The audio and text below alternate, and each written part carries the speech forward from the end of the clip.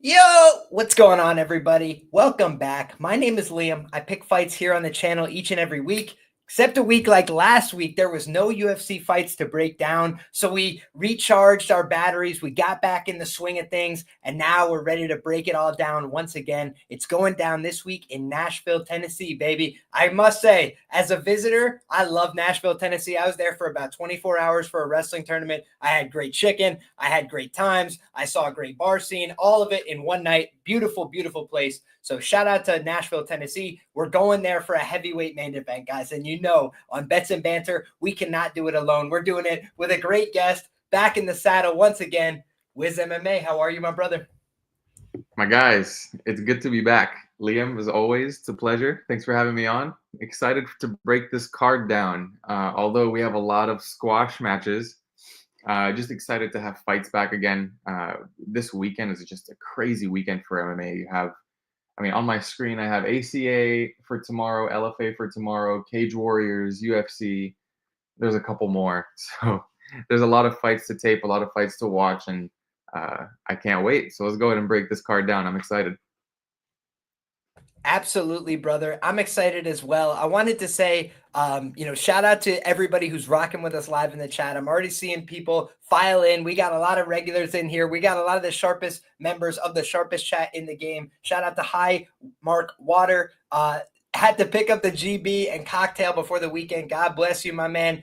Good luck to everybody out there. Without further ado, guys, let's start with the first fight of the night. It's going down, and we've got a Beast Coast original, Fatima Kline, taking on Melissa Martinez here, Super Melly. And I got to say, man, I looked into the social media here first, Wiz.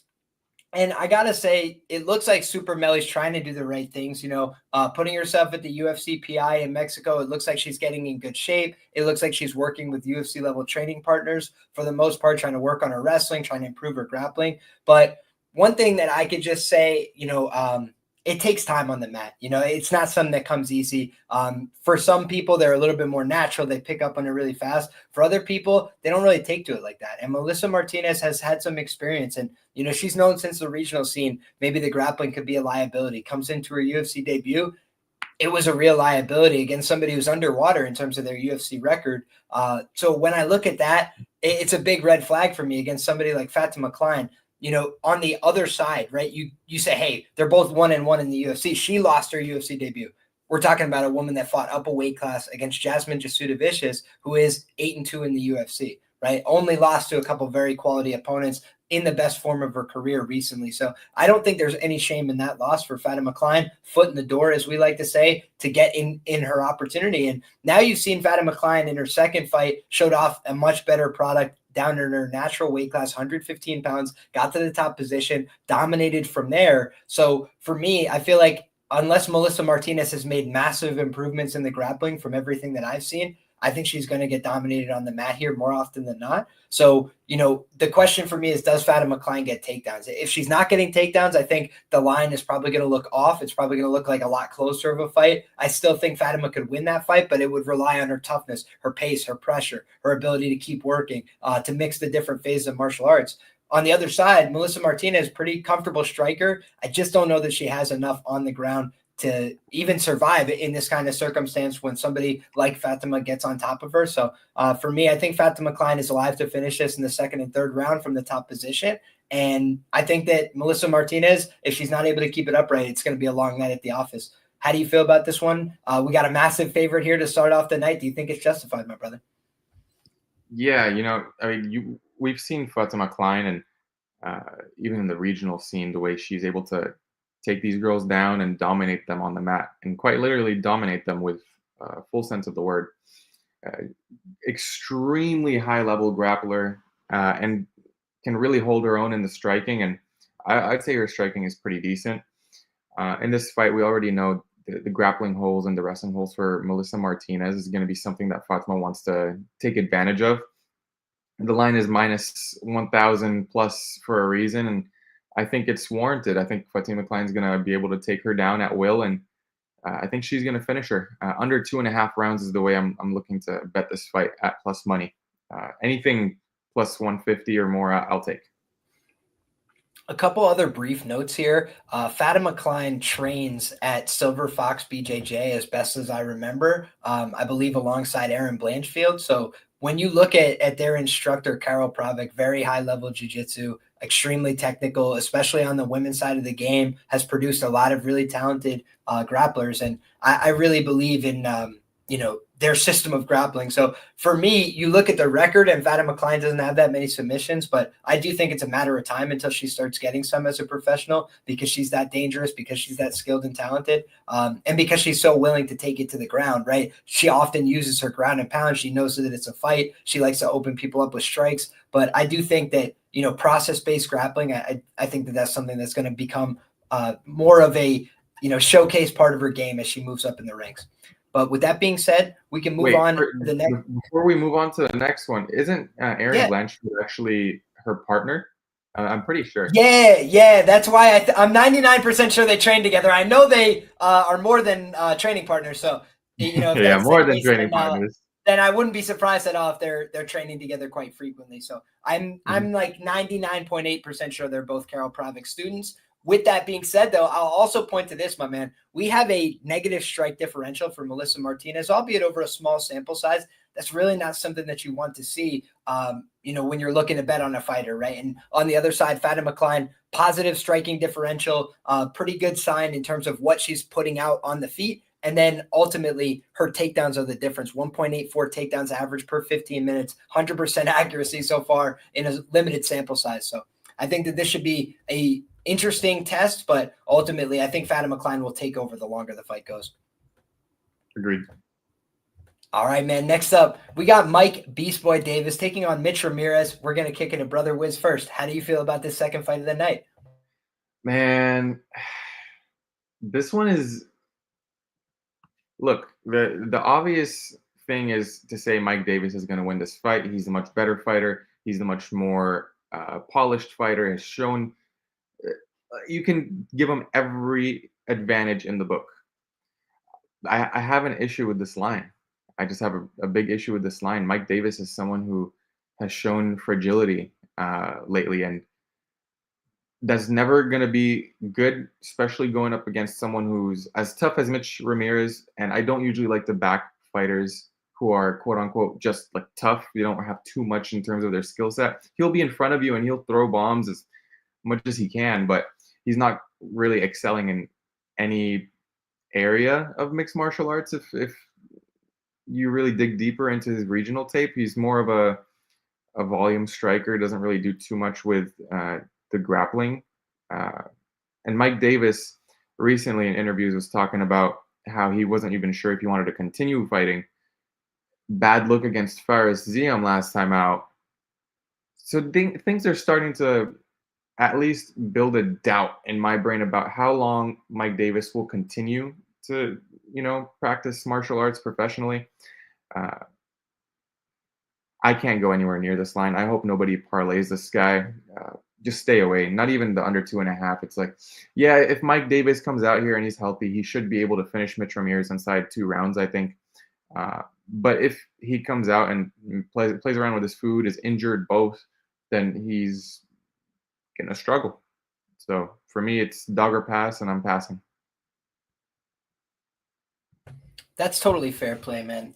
It's so funny that you mentioned that because the only thing I could come up with on this fight, I try and send on Patreon just like lists of things that I find interesting, right? And it's not like I'm going to get to the window with all of them, but just like on every fight, there's something that might pique your interest. Like, hey, this prop, I'll investigate this a little closer. Maybe this total, this money line, that type of thing. And man, when I was looking at this fight, like there's nothing that I wanted to click. Like the numbers, I had said early in the week, I was like, if you can get Mike Davis sub at like over 5-1, maybe you consider something like that. Comes out, it's like plus 300, disgusting number. So that's not really going to get my attention, right? And then, the KO prop is also dog shit. And it's not like Mike is every time going to go out there and just trade leather, right? Like the Slava fight, very content to go out there and wrestle him, so. And wisely, right? Like you don't want to stand up with Slava, but then in his last fight, I really do think that a certain amount of it has to be written off to like, if he says there was paint fumes and other guys that were fighting there say there were paint fumes and then they all fight like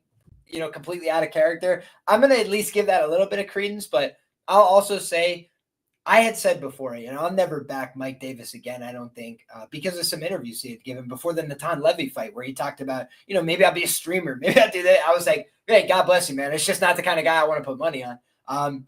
But with all that being said, like, you don't have to really justify clicking plus 600 in mixed martial arts. Like, you just say, hey, it's a MMA fight. Hopefully he goes out there and fights hard for my money. He's got a puncher's chance. You don't have to be right a massive clip to get a good return on investment in those kind of price ranges. So if you just want to say, hey, I'm fading Mike because I don't think he's about this life anymore, I think that's fair play. The thing is, though, I always look for, why do I want to fade you? Do I see a clear path to victory? The truth is, I don't really like anything about Mitch's game. I just don't. I think he's rare to see somebody get finished with leg kicks. He gets finished with leg kicks by Thiago Moises of all people. And again, it's not to say Thiago's a bad fighter. He's a fine fighter. He's like a 500 UFC guy. But most of the time when he's winning a fight on the feet, it's because he outthought you. He landed a couple more jabs, used his footwork, evaded. It's not because he got into exchanges and won them and beat you up and made you, kind of afraid to engage and then starts beating up your legs. It was a massacre in that fight for Thiago. And when you look at the Carlos Prates fight, I mean, what are you going to do, right? Like, up at welterweight, not a great situation. So then the thing I like to default to is like, what are your best wins? It's just a way to like get a feel for who you are and what you've proven. The reason Mitch Ramirez is a huge underdog, he's never really proven anything. He's never really beaten anybody of note or substance. He's beaten a couple guys that are journeyman type guys that have been around the regional scene. They're not guys that are breaking down the door of the UFC or next to come over or something like that. So I think that Mitch, this is like his biggest fight of his life and career. And for Mike, that's maybe not the case. So in terms of motivation, that's a check mark maybe for Mitch, but ultimately you look at skills, you look at athleticism, you look at dynamism. I think all those boxes kind of favor Mike. And then if you go like individual skill set, who's the better wrestler? I think that's Mike. Who's the better grappler? I believe it's Mike. Who's the better striker? Skill for skill, technique for technique, give me Mike. So for all those reasons, I would not play anything except maybe the under in this fight.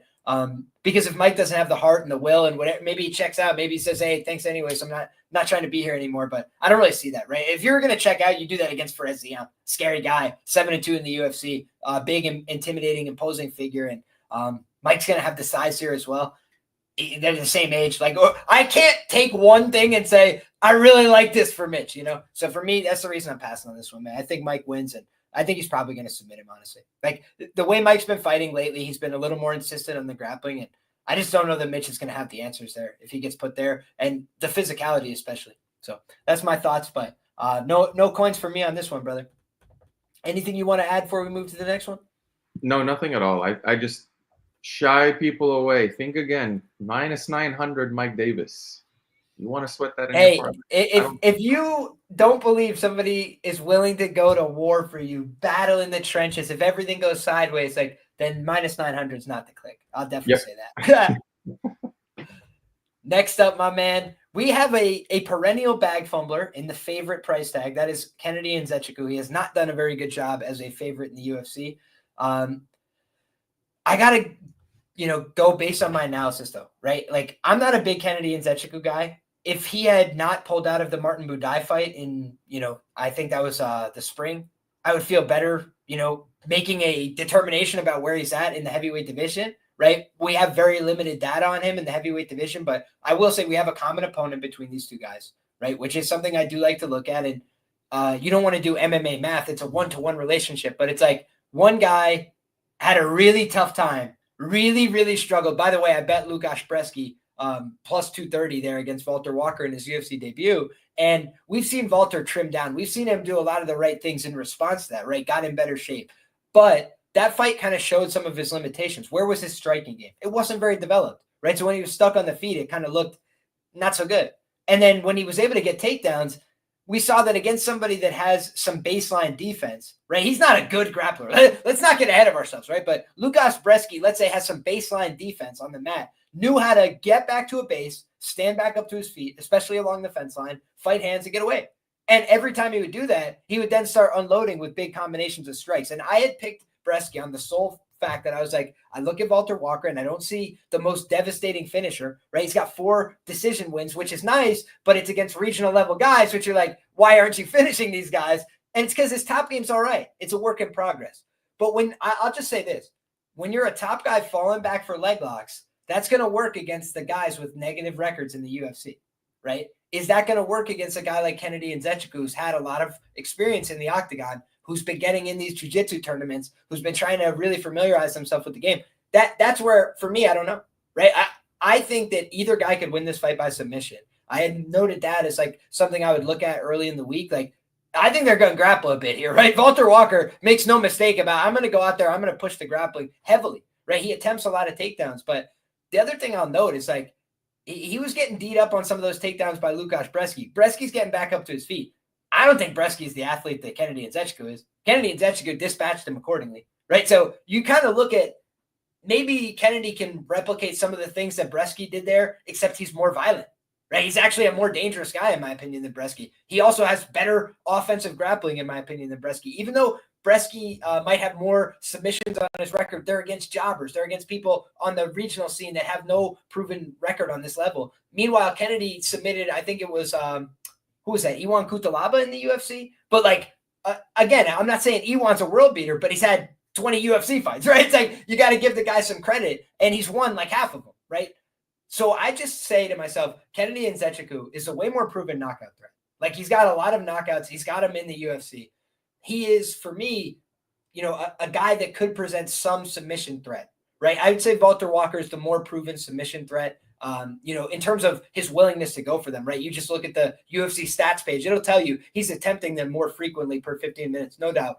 But then I just say, like, if he is shooting shitty takedowns like he was starting to when he fatigued against Breski, then Kennedy Nzechukwu is either going to start trying to knee him in the body, light him up like he did Oberg late in the fight, or he's going to try and put him in that front choke series. And I think that could present opportunities for him. So for me, the way I kind of envision this fight is either Walter Walker like takes him down and just insta-taps him on the ground like he's just way better, or he can top time him, or he can't and he gets fucked up. That's kind of the way that I see this fight going. So my article prediction, Kennedy Nzechukwu round 2, round 3, or like I said, Walter could surprise him early, maybe take a split decision type fight with some takedowns along the way. I just think Kennedy Nzechukwu is probably more likely to do more damage in this fight.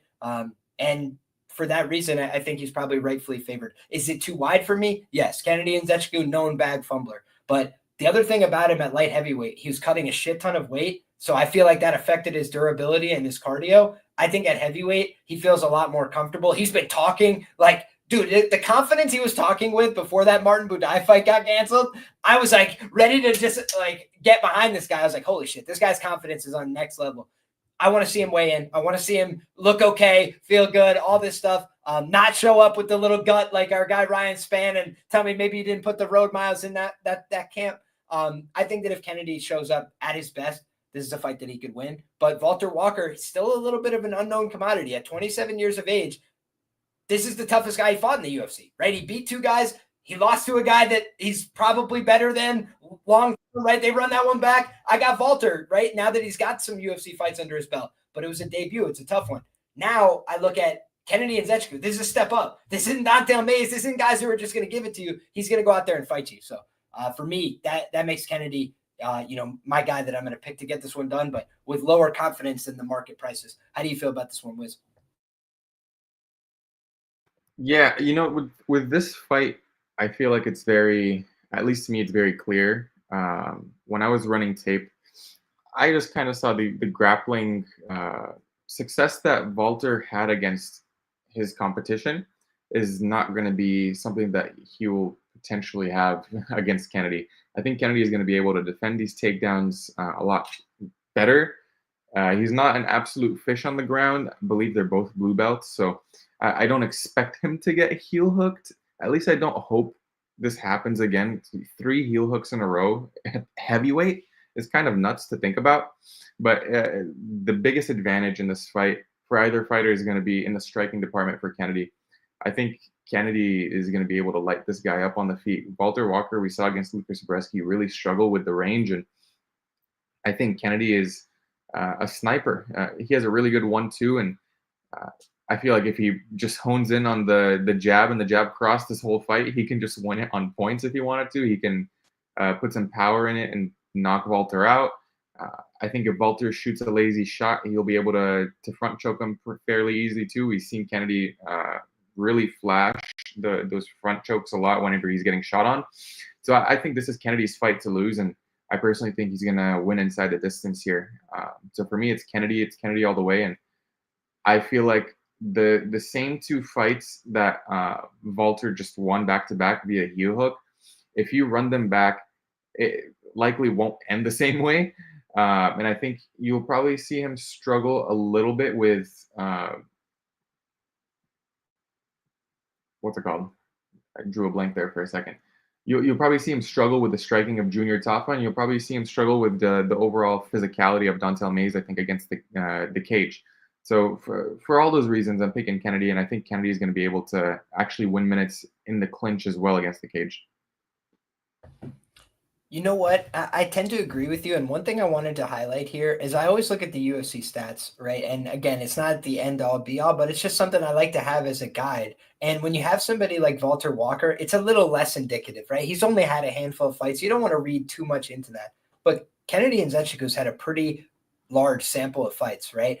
And his accuracy and defense leave a little bit to be desired, but just look at the volume and look at the fact he's got a positive striking differential over a huge sample, fighting dangerous light heavyweights, fighting heavyweights for the last couple, right? And on the other side, Walter Walker has a negative striking differential, right? He's got a 42% striking defense rate, which is horrific. And he's relying on the fact that he's getting a ton of takedowns. Here's the difference between Kennedy and some of these other guys he's been fighting, 81% takedown defense. So he's not just a guy that blows over with a gust of wind like some of these other guys that Walter Walker has been fighting. And, you know, I also think Kennedy, he can get touched on the chin, right? That's the way you've gotten to him historically. But he's not a guy that just taps, super easy, right?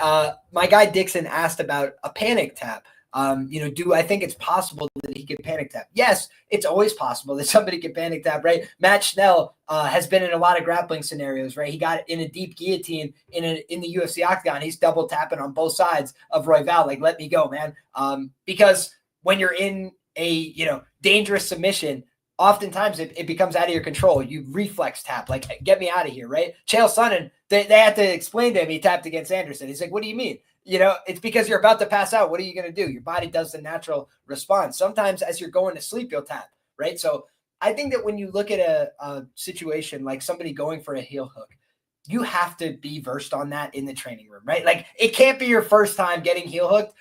Otherwise, you're Kelvin Gastelum against Jack Hermanson, and you look real out of it, right? Like, it didn't look very good, right? It looked like maybe he hasn't been rolling the Ashigaramis and everything in class. But when you're looking at, how I see these guys matching up, Walter Walker is like a guy that wants to insist on top position, and he's got pretty decent takedowns. But that's like where his game tends to run out of ideas, right? Like, he can jump to something aggressive. He can go super hard, but that's tends to be a little bit of a lower level way to approach jiu-jitsu, right? Just because when you go super hard, crazy aggro, rolling to legs and things like that, number one, you can meet somebody else that knows the positions too, and then re-rips your leg, right? Corey Sandhagen's been doing that to guys. You want to enter on my legs? Okay, let's start playing there. And he knows the positions, right? So I think that these are the kind of things that stand out to me in this fight. Like, Kennedy Nzechukwu, he's been tested. He's fought a lot of guys. He fought wrestlers. He's fought guys that wanted to take him down. Danilo Marquez, a guy who wanted to hang on his back, a BJJ guy. Like, he kind of has a depth of experience to fall back on. And Walter Walker, I do think he's taken a step up. He trains with good guys at Gore. He's not a guy that looks like he's hopelessly out of place, but I do think without takedowns in this fight, he will look like he's hopelessly out of place because this is the toughest striker and the biggest guy he's fought. So shout out to Artem in the chat. Absolute gentleman. A lot of kind words. I appreciate you very much. Thank you so much for being here. And anything else you want to add on this one, Wiz, before we move to the next? I'm just going to add that inside the distance line on Nzechukwu, on Bet Online, it's plus 140. You could probably find it better anywhere else. You know what to do. Dude, I'll tell you what. The fight not to go the distance is also not like crazy prices. I was looking at some of those, like, just because when you see Kennedy's losses that are baffling sometimes, like, he just gets touched and you're like, what just happened against Da-Hoon Jung? He gets like elbowed through the guard and goes down. That's the kind of thing that makes you like, Kennedy is a favorite. But then on the other side, to your point, Kennedy's a dangerous dude. He's got 7 finishes, I think, in the UFC. So you got to put some respect on his name. And when you look at his record in decisions as well, guys, I think I bet Nikolai Negumereanu against him and thought it was a robbery on the night, and I was happy to get the money. So when you look back, Kennedy hasn't always gotten a fair shake on the cards. You know, even that OSP fight, the reason everybody criticized him, he let it slip through his fingers, but another fight that could have went either way. It's man. He's a little too hittable on the feet, but Walter Walker, not normally the guy that's going to test that. So good matchmaking here by the UFC, and we'll get some answers about where these guys are at. Sir. Next up, my man, we got Eduardo Moura taking on Lauren Murphy, and we'll have my brother Wizz start us off with the ladies. Oh boy. I went into taping this one, not wanting to tape this one. Like, that's how bad it was. It's never fun taping Lauren Murphy. You just, in 2 out of the last 3 fights, she's just getting mauled. And then you look at Eduardo Moura, and, you know, it's a little bit more fun to watch her. She's taking these girls down. She's bopping these girls in the striking. I think this is another classic under 2.5 spot. Now, as you bring this up, you know, she might be the most jacked 40-year-old on the card, dude. She might actually bench press Stephen Wonderboy Thompson, bro. You know, and that's fine. At 40, you can still look great, and you can still feel great, but it's not the same. You lose your reaction time. The speed goes away. You still have your power, but that doesn't really matter in this matchup for Lauren. And I think she's just going to get bullied. The one thing that I will give Lauren is that she has really good submission defense, and she's tough as shit. Like, no one's putting this girl out. It's very rare where you see her getting put out. Valentina Shevchenko put her out with strikes. I just think Eduardo Moura is going to be able to find her way, whether it's in the striking or whether it's in the judo and the grappling. Personally, think under 2.5 has value. This one, I don't like it as much as the Fatima Kline under, because I feel like the gap in the grappling there is a lot larger than the gap in the grappling here, because Lauren Murphy is shown to be able to defend a lot of these tricky positions on the ground. So for me, I think it's Eduardo Moura, probably by knockout if you want to try and like extract the most value, but I'm not going anywhere near this fight.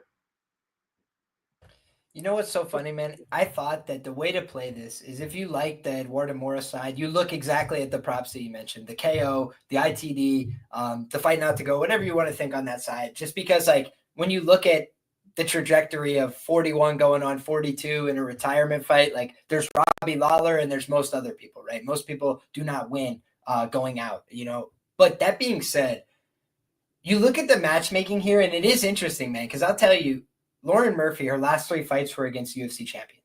You know what I mean? Like, just in terms of level of competition, doesn't really get much better than that. Were they a little bit up there in age? Some of that, sure, absolutely. Age contemporaries a little bit more with Lauren Murphy than maybe with Eduardo Moura. But that being said, it's a class of competition where you're like, man, this is certified good, right? Gone out there, won UFC title fights. Like, can't be bad to do that, right? A select few. But when you look, man, Lauren Murphy, you know, you did mention she got dummied by Jessica Andrade, but even in that fight, like, many people quit on themselves there. By the way, you can go look at other examples of women quitting on themselves against Jessica Andrade. Like, I don't want to do this anymore. Like, self-preservation, no problem. I don't think anyone would have blamed Lauren if she had done that, right? Like, hey, long career out here. Thanks anyways, guys. I'll ride off into the sunset. Instead, what we saw is Lauren Murphy stays with it, right? Lands like 100 significant strikes of her own in that fight. And competed, you know, tried her best, tried to keep fighting into the 3rd round there. So I think of a Lauren Murphy as a junkyard dog, as somebody that wants to fight, has a strong will to win. And those are kind of attributes that I'm looking for in underdogs, like, generally speaking, right? On the other side, I also look at market perception over time. And I faded Eduardo Moura one time in the UFC, right? She fought Denise Gomes. And I was like, Denise Gomes can wrestle and grapple a little bit, right? She's not going to be a fish out of water there. She's physical, right? She's not going to get punked and just thrown around. So I was like, she's probably going to D up some of these takedowns. And if you go back and look, I think she defended 21 of 26 takedown attempts from Eduardo Moura. In that, she almost guillotined her in like 30 seconds. If y'all remember that one, like had a very tight guillotine locked up early. I was ready to jump out of my chair. Denise Gomes been threatening to submit people for a while now, right? And when you look back at that fight, Denise Gomes, I believe I got like a plus 180 underdog price tag. And Denise Gomes 5-2 in the UFC. She's lost to 500 type fighters like Angela Hill, who's obviously come on later in her career and things like that. But again, you just got to call a spade a spade. That's a 115-pound fighter. And now it's like at 125, she's beaten a fighter with a losing record in the UFC. Even, again, I'm being hypercritical, right? Veronica Hardy has made clear improvements. Got a losing record in the UFC. She beat Montserrat Conejo, who has a losing record in the UFC, 1-3 in the UFC. Her one win was like a split decision against somebody who I don't think fights professionally anymore. If I'm wrong, don't crucify me, but I haven't seen Cheyenne Velismus or Bies or Delidze or whatever her last name is on a card recently, right? So maybe she's just raising a family. God bless her. But point being, Montserrat Conejo, I told people, bet Amarine KO 16-1. And then when Moura fought her, guys, the KO was plus 350. Secret's out. Conejo is just a punching bag on the ground. You take her to the ground, you wrap up a gift wrap, and you punch her until the referee says, "Hey, I've seen enough. This is a crime." That's the way that those fights go. So she has not met real resistance yet, right? The Veronica Hardy fight was her toughest fight. She goes out there and gets the win. Hats off to her. It was a closely lined fight. Going in, people weren't sure exactly how it was going to play out. And if Veronica Hardy was going to fight Lauren Murphy today, based on what I saw in that last one, would I be 100% sure that she would beat Lauren Murphy? I'm not sure about that. Like, I think she could hit Lauren Murphy with clean shots, but I think Lauren Murphy could gas her out a little bit. I think Lauren Murphy could mix it up with her in the wrestling a little bit. Lauren Murphy's a black belt in Brazilian Jiu-Jitsu, right? She's not just a punk on the mat, and that's why she doesn't get finished on the mat, right? She got beat up by Valentina Shevchenko for 20 minutes and then went down. Again, she looked like a soccer mom out there. It didn't look like things were going well for her. But when you take a step down in competition, when you're fighting somebody like Eduardo Moura, who I think is good, but not proven at this level, not proven that she's minus 600 caliber against these kind of fighters. Is she running it up in a significant strike count? No, she's not. So is she at danger of getting outlanded on significant strikes in this fight? In my humble opinion, yes, she is, right? So I think that if she goes out there and gets touched up a little bit and then gets a takedown, she might lose the round anyway. And Lauren Murphy, I do expect, will get a pretty decent crowd pop. People know this is her retirement fight. All-American girl in Nashville, Tennessee. Like, I just feel like if you wanted to see somebody get robbed on the cards, if it's in any way close, I think Eduardo Moura is a perfect parlay Bustarito candidate. That's my God's honest opinion. So I think when you look at it, if you like Moura, you look to invest in, hey, Lauren Murphy is washed. She's going to get her down. She's going to show levels on the mat. She's going to beat her up. And Lauren Murphy's going to say, hey, I'm retiring anyway. Get me out of here. Thanks anyways. But I just look at Lauren Murphy and I'm like, is she a girl that quits on herself? No, the opposite of that. Like, she wants violence. She's like all about it. Took some time off. So the damage that she incurred in her last fight, I think it's probably a moot point. I look at her Instagram. Does she look like she's phoning it in? No, she looks like she's in incredible shape. So for me, it looks like she's going to try and go out in a blaze of glory. The negative aspect of that is she might go out swinging and just get absolutely put down, face plant KO, thanks for the memories, walk off into the sunset to a big round of applause. But on the other side of that, I think it's Lauren Murphy, rounds 2 and 3, biting down on the mouthpiece, walking forward. This girl who hasn't really been in that many hard fights, starting to look like Walter Walker against Lukasz Bresky, taking some big deep breaths. Maybe the takedowns aren't coming as easy, right? And Lauren Murphy's defending takedowns career at a 70% clip. And she's facing like 1.5 per 15 minutes. So people are trying to take her down. And by and large, she's done a pretty good job of keeping fights upright, except against the very best. And so is Eduardo one of the very best? We will find out on Saturday. Like, this could be another step in her proving her case in that direction. But for me, you haven't beaten a fighter with a winning record in the UFC. You're minus 600. I'll pass on that. I'll start looking around for other ways to get involved in that, if anything. So for me, it is a dog or pass type of situation. And that's the way I see it, man. Anything you want to add there before we move to the next one, brother? Yeah, I didn't catch the part where it was going to be Lauren's retirement fight.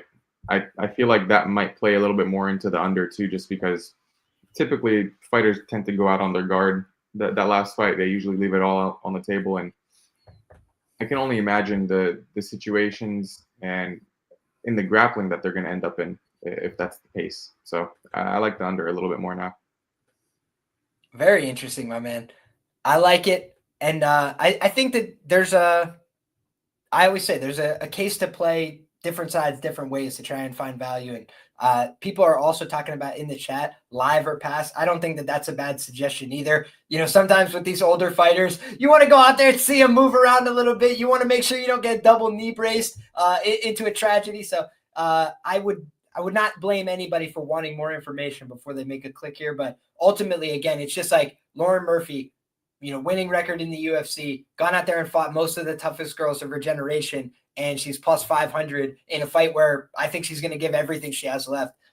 At 41, maybe she has nothing left to give, right? That's a real possibility, but I just haven't seen enough from Eduarda Moura. Like, I can't say that Lauren Murphy is so much worse than Denise Gomes that she has no chance to win this fight. I thought Denise Gomes had a chance to win, and I thought she won. So it's like, I think that Lauren Murphy's bigger and similar in skills, if not a little bit more skilled, but not as physical and tenacious, maybe as a young Denise Gomes who's 24. But point being is 24 and 41 are both kind of on wrong ends of the age spectrum. I'm looking for people at the mid-late 20s that have the game figured out, that understand where they're at athletically, that maybe are finished growing into their body physically, right? 24, you're still growing into your body. You're still quite young. You're still getting the experience on the job. So Denise Gomes isn't at her peak form. Right? She's not her best fighter yet. She had enough to beat Eduarda Moura, who missed weight for the contest, by the way. Missed weight for that Conejo contest, by the way. So she's made weight and won one UFC fight against a girl who's 4-5 in the UFC, and she's minus 600. Maybe she is. Prove it to me. That's how I feel.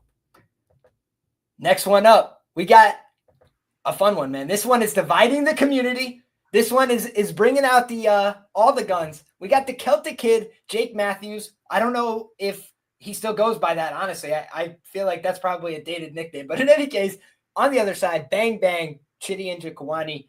This is a fun one, man. Welterweight division, 6-year age gap, but also the height and the reach will go to the older fighter here in Chidi Njokuani. He's been on a great run since he dropped down to this welterweight division, had a lot of success. On the other side, Jake Matthews, I did the math while I was, going through my prelim article today. And he's 10-4 as a UFC welterweight, done a pretty good job in this division. You look at the losses that he's had, Rocco Martin, a blast from the past, but a good fighter in his day. And then you look at like Sean Brady, right? Kevin Lee, when Kevin Lee was Kevin Lee. Like, you just look through the names and you're like, man, Jake Matthews kind of fought a pretty brutal schedule, 21 UFC fights into his career.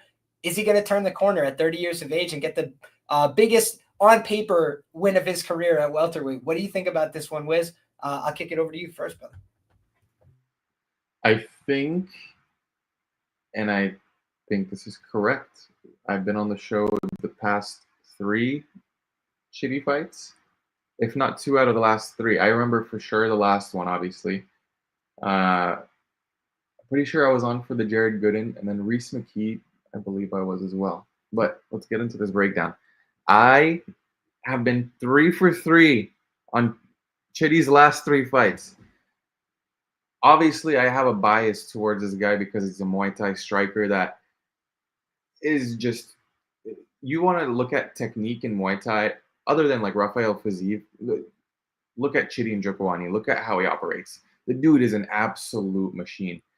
And I feel like as he's grown in the UFC, he's found himself more and more focused. I feel like it's almost like the Kevin Holland effect, where he's taking himself a little bit more seriously now, down at 170. Sure, missed weight last time out, but still went out there and put on a beating against Zaleski dos Santos. I think the striking here is levels. A lot of people think that it's somewhat close, and I think they're wrong. Long-range weapons for Chidi, if he's able to keep Jake Matthews at bay, I think Jake Matthews is an absolute punching bag, with all due respect. He's very tough, does not go out, but he has been dropped. Matthew Semmelsberger, yes, he does have power, but technically not the greatest in terms of striking. Dropped him 3 times. And we were on Semmelsberger that fight, so let's go. nonetheless, I think Chitty is going to be able to bully this man in the striking, specifically in the clinch. Jake Matthews loves to hang out in the clinch. Uh, Not sure why, especially against Francisco Prado. He ate a couple of them in the clinch. I think Chitty is going to be able to put him up against the fence, clinch him up, get that Muay Thai knees and elbows in, and he can drop Jake Matthews and potentially hurt him here. One of my favorite props of the night is going to be Chitty and Njokuani KO. Here's the thing. All of this to say, I would love to wait until I see him on the scales, because at the end of the day, with Chitty Njokuani in the past, he has missed weight, and usually when you're missing weight by an excessive amount of pounds, I'm not like last time where it was just by a pound and 1.3. I'd say like if you're missing by 3 to 4, if not more, then something's up, and then I would rather just stay away or hedge out if I already bet him. I'm going to try and wait this out as much as I can. But yeah, I think Chitty's a side here. And I think minus 160 right now on Bet Online is value. Jake Matthews can find some success here in the grappling. But last time out against Francisco Prado, he could have found success in the grappling and he didn't look for it. So that was something that kind of shocked me. And I don't think he's going to be able to find success against Chitty. At least while fresh. We saw Rhys McKee get absolutely dominated and reversed every single time he attempted a takedown, and he just kept stuffing them. So for me, I think it's very evident that Chitty's been working on his takedown defense, his submission game as well, and submission defense has been improving. And in the striking, we already know how he operates. So yeah, give me Chitty. This is my plant the flag play of the week. Chitty money line. There you have it. One thing I looked at here, I looked at the fight not to go. I'm going to be honest. I did look at Matthews by sub. And on the other side, I think you nailed it, man. Chitty by KO. Like, why is it plus 330 when Jake Matthews got nearly put out by Matthew Semelsberger? I believe in every round. I'd have to go back and rewatch the footage, but I know he got dropped multiple times. So I think that Jake is a tough guy. Like, to your point, he takes a good shellacking most of the time. Michael Morales, when he was on the come up, kind of beat him up, but didn't really put a stamp on it. And when I look at Jake, like, I think he's got pretty good skills everywhere. Like, he's okay at striking. He's not a world beater. Like, beating Andre Fialho doesn't tell me like, oh my God, this guy's world class. I thought that was insane. But he's a fraud. Yeah. I agree. But on the other side, like, I do think to myself, Jake is the kind of guy that has these skills in his back pocket. So it's like always a question of if he's going to use them or not, right? Like, I think he could go out there and take down Chitty. I just, to your point, like, I thought he was going to take down Francisco Prado as well. I think I've burnt Jake Matthews sub bets in the past. And I did think that Darius Flowers was going to have success early against him. And I think I felt somewhat vindicated in that. But Darius Flowers literally gassed out in like a minute 30 seconds, which has become his his characterization, right? But I now look at Jake Matthews as a guy, he's still just 30 years of age. He's got a black belt in jiu-jitsu. He's a guy that has some rounds on the feet in the UFC. So he for me, is a hard guy to discount coming into a fight like this. I do think Chitty is probably getting soon to the point of diminishing returns with the weight cut because he's 36. It doesn't get easier. It gets harder when you miss weight. It's your body like rejecting you trying to lose the weight. And he's worked with professionals, right? He worked with the PI. He did everything the right way in his recent run, which is why he was able to make it a couple of times. But then you get a little bit older and it gets a little bit harder. And, you hear the guy's voice is messed up from cutting weight. The guy has been through it for a long time. He's had 35 plus professional fights and he's a little bit older. And I feel still like I definitely have seen an improvement at 170 in terms of what I used to jokingly refer to as his cigarette cardio, right? Which I did think you could definitely accuse him at 185 of having cigarette cardio. But that being said, he's looked a little bit better at 170, but when did Rhys McKee start to have some success? It was later on in the fight, right? He started to rally back a little bit. And I do think that that's still a danger zone for him. Jake Matthews against Matthew Semelsberger, he took that licking, right? Like most guys take one from Matthew Semelsberger and either die or they just keep moving it and end up beating him. But a bunch of guys got hit one time and just hit the deck, right? 17 seconds, 8 seconds. Like Matthew Semelsberger was on a highlight reel run and then kind of fell off in his career. We wish him nothing but the best. But ultimately, Jake was the one who kept getting back up and like, hit me again, keep going. And Semelsberger has decent cardio, right? That's not been his problem. His problem was some of the other intangible skills and just his own durability he would have tested at times, like the Medic fight. But you look back and you say, where could Jake Matthews come on in this fight? Like rounds 2 and 3, using his wrestling and his grappling, I do think he has some opportunities to take over there and kind of make a statement. But for him, it's about number one, getting there, right? Like not getting knocked out, which I do think is a liability for anybody against Chitty. He's dangerous, really in close as well. A lot of guys that are good kickers, if you crowd them, their kicks go away. Like they're off balance, they're falling over. And with Chitty, he can throw head kicks from like, half a foot away from somebody. So he has incredible dexterity, flexibility. That's why he's such a dangerous knockout threat. If I was involved with this fight, I'd be on Chitty KO. I'd be on Jake Matthews by sub, or I'd be on the fight not to go the distance, because I think Jake, the one thing I will say is against Prado, I don't think he felt like he needed to grapple because he was having some success in the feet and he likes to box. He's one of these guys, a lot of fighters just like to fight, right? But I think when you start getting kicks flying past your head and big punches, you're like, fuck this. I'm going back to wrestling and grappling, baby. And he does have, I believe, 5 submissions in the UFC. So the guy is not, unfamiliar with how to do it. And by the way, he almost got the Leech out of there with the guillotine as well. And then Leech hit him with the double eye scoop supreme. So if y'all have been around long enough to watch that one, salute you. But otherwise, my man, I'm happy to move on from this one unless you got something to add. No, my brother. I think we broke this one down perfectly. Let's go, Chitty. I love it. Shout out to Chitty. Best of luck. And shout out to Brother Wiz. Plant the flag, spot of the week. I might just have to opt for the fight not to go then and hope for some violence. Next up, my brother.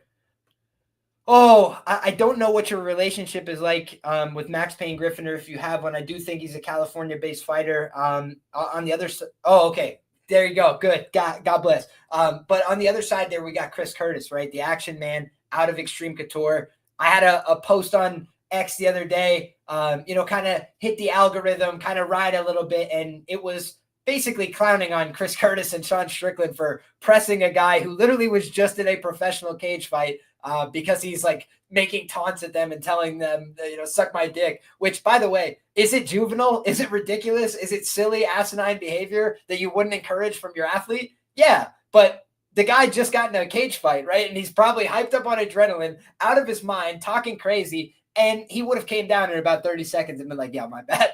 And instead they're like trying to fist fight this dude and risking getting, basically sanctions from the Nevada State Athletic Commission. So really foolish behavior all around from 237. And I don't know what Strickland is, but probably like 35, like guys in their mid 30s, just making bad decisions that young men would make. But in any case, Chris Curtis now refocus, got a fight on Saturday, and it's at 170 pounds, right? I think Chris Curtis has been off social media. He's been a little bit more focused, disciplined on the training. And he's 2 years younger than his opponent, Max Griffin, in this spot. They're roughly the same size. I look at these guys as like the difference between them. I think both of them known for their durability, right? Hard guys to put away, tough guys that aren't afraid of the trenches, guys that can go out there and have a close fight. I think that's still the case a little bit for both guys. But the things I will say that differentiate these guys for me is I think Chris Curtis is a more dangerous fighter, period, point blank. I think he hits harder. I think he's more willing to commit to his offense. I think he's more dangerous in the pocket in particular. And the losses that he has via KO, both of them, you could kind of put a little asterisk, right? I think the Kopylov one is fair play. He got hit real bad. He got back up to his feet. His short time, I get that one. The other one, he fought, goes away, come back, gets knocked. It's just tough sledding, right? Like that's the cost of doing business, right? Get another check, whatever you got to do. I look at Chris Curtis and I say, he's got great body work. He's got more dangerous strikes. That's the way I see him, right? And then I combine that with he's got good enough takedown defense that I don't think Max Griffin's going to have much, if any, wrestling, grappling success. I remember Neil Magny picking this dude up and like power bombing him on his head when he tried to wrestle and grapple with Neil, who's not that strong a guy. Chris Curtis had a lot of success at 185. He has wins over credible top 15 fighters at 185 pounds. Max Griffin is kind of going life and death with guys that are other journeyman welterweights. And again, I say this with all love and respect. I think in his prime, Max Griffin had a decent little run. He had a couple wins in a row. The Ramirez fight aged well. It's got a couple things he's done that have been pretty good, right? But I just think Chris Curtis is a better class of fighter, period.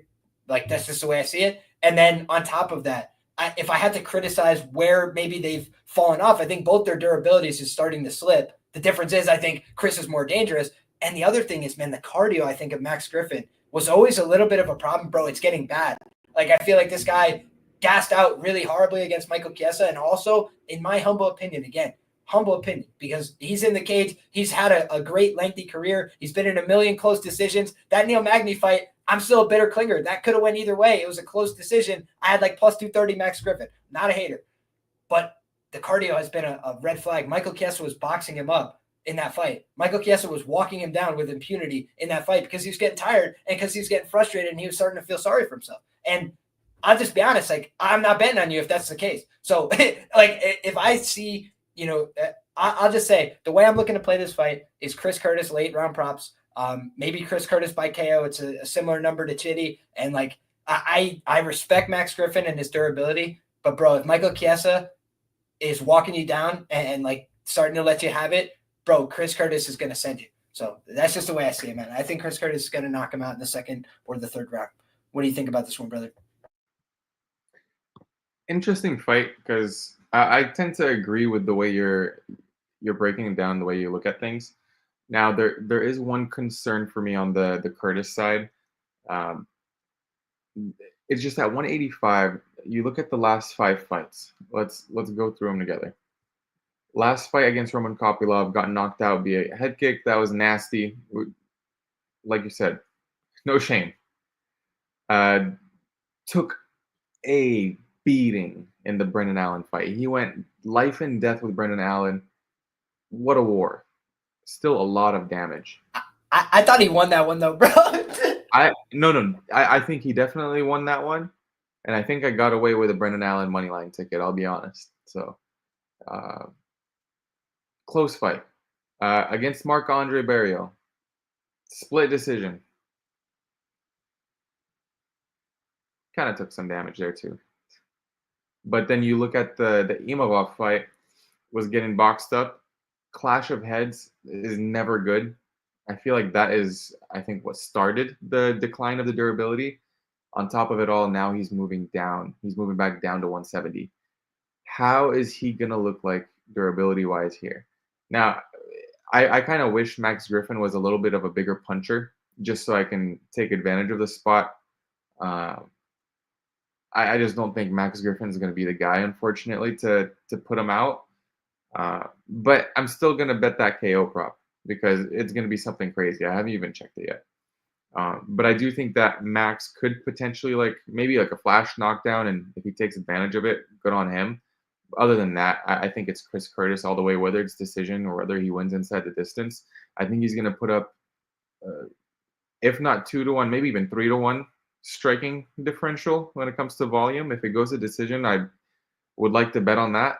I think Chris Curtis is going to outstrike this guy by a ton. And when Max Griffin starts to slow down, I highly doubt that he's going to be able to take multiple body shots the way that Chris Curtis delivers them. So for me, I think it's Chris Curtis.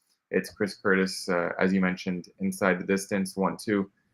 I don't see it any other way. But am I going to lay the chalk on a 37-year-old, almost 38-year-old Chris Curtis? I don't think I want to do that either. So I will be on the sofa watching this one with a cocktail in my hand.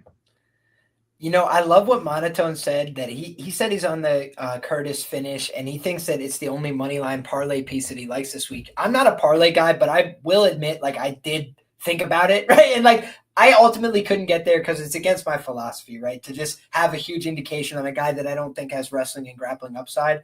But that being said, I just think, again, if Chris Curtis loses this one, he should retire, honestly, in my opinion, just because we know what he's capable of in his career. And this should be attainable for him. Again, respectfully, right? Max is a good fighter, but Michael Chiesa is coming off the desk analyst work to come out there and give him a tour of the octagon, right?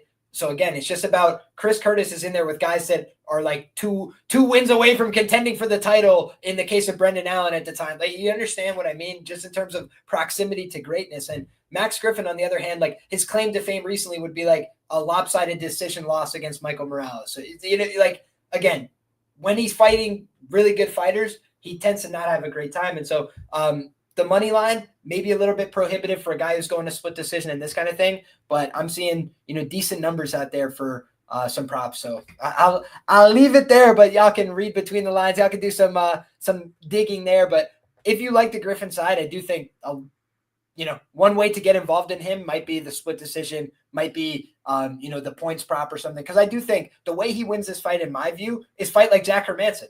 Run a reverse marathon, kick him in the leg, don't engage in many boxing exchanges, and make Chris frustrated, because that's the way that you get to him, in my opinion. But I can't trust Max to fight a reverse marathon for 15 minutes, because I think he'll be tired at the 6-minute mark if he does that. So for me, that's where the body work will get to him as well. If you start to fatigue and then you're getting ripped to the body, I think it's going to be a disaster. So give me Chris. Next up, man, we got Junior Tafa taking on Tokkos.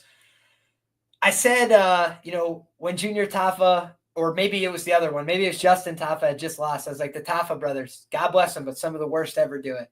When Tokkos last fought in the UFC, I tweeted out, God bless him, but Tokkos, one of the worst ever do it.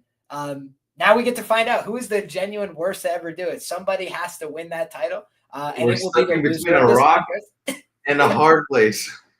There's no good answers here, but honestly, I do believe that this is a loser leave town type of fight. From a pure long-term pricing perspective, the reasons that I would have to at least consider Tokkos in this spot would be, he was minus 400 against Ming Yang Zhang and then got nuked. And then the guy has been like forgotten by the betting market. Now everybody, and obviously if you reline that fight, it was wrong, right? They would never reline at minus 400. But point being is Tokkos had some acclaim. Yeah, people were thinking, hey, maybe this guy's got something. And then, he kind of got exposed there by Ming Yang Zhang, but he was landing some shots. He was having some fun and then got insta-killed. When you watch how he's fought since, things haven't gone his way, no doubt about it. But even the Navajo-Sterling fight, I think a lot of people expected him to get folded up there, was able to deal with a lot of the shots and the damage. Tafa, why is he bad?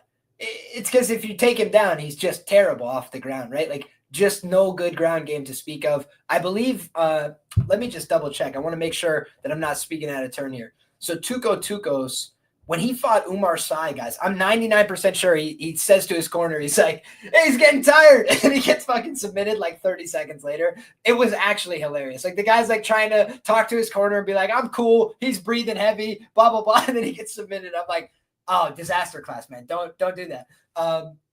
And when I look at the guy's game, I just don't know what he's actually good at. Like, I think he's an okay striker. I think he's a tough guy. I think he wants to be out there.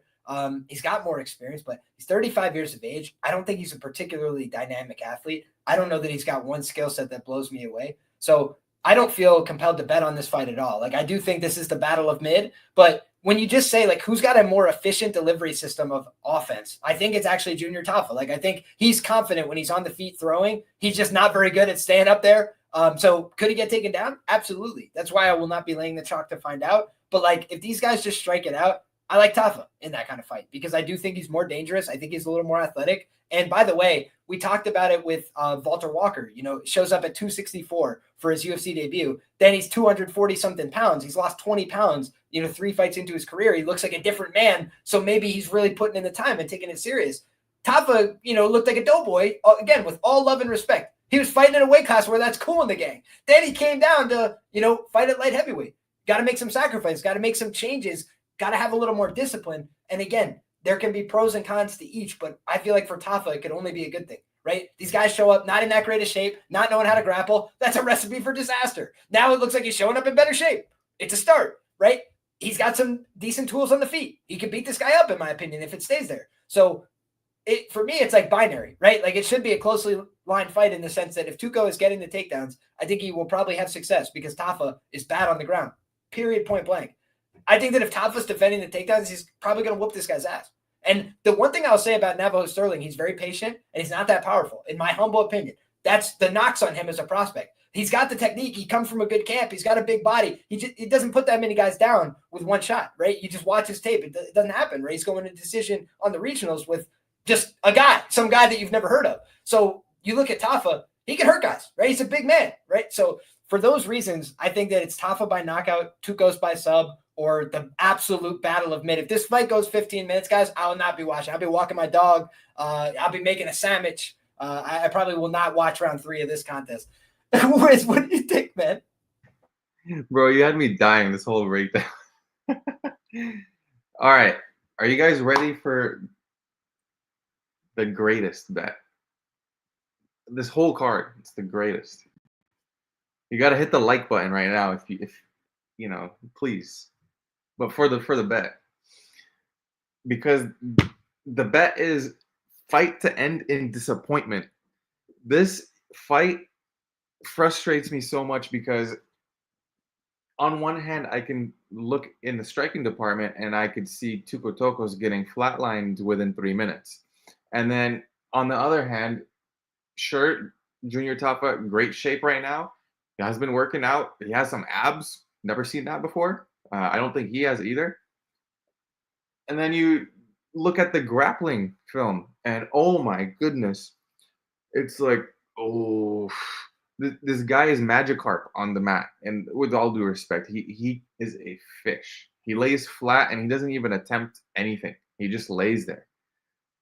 So, is Tokkos going to get the takedowns, or is he going to get knocked out? Is the question, and I think that's going to be the way the fight goes. If he gets the takedowns, I think Tokkos can drown Tafa, zap the cardio in round 1.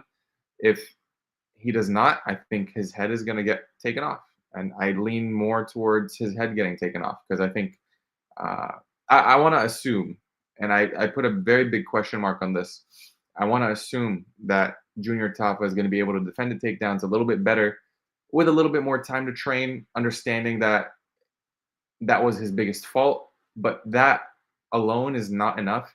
It's that paired with the enhanced, training regimen, the enhanced physique, looking in shape. So I do expect his cardio to be a little bit better. So give me Junior Tafa to win by knockout here, but fight can definitely end in disappointment, Liam. I believe that's a -1,000, right? If you guys are looking for a lock to put on your parlay, fight to end in disappointment here. Put POY, POD. I gotta say though, Brent, you can criticize me. That's fine, but Liam is the third Tafa. If anything, I'm an anti-Tafa. The only things I know are wrestling and grappling. You will not catch me doing a glory kickboxing match, but definitely not afraid of a little wrestling and grappling. That's never hurt nobody. So, I'm an anti-Tafa, but I will say I wouldn't call myself a Tokkos either. So I'm an Irish-American original. I wish both these guys, God bless it, good luck, but neither one of these for me. I told my brother there's a fighter named Tokkos fighting this week, and he told me, huh? Who? Hukos is more like it, but we do wish him well. Next up, my man.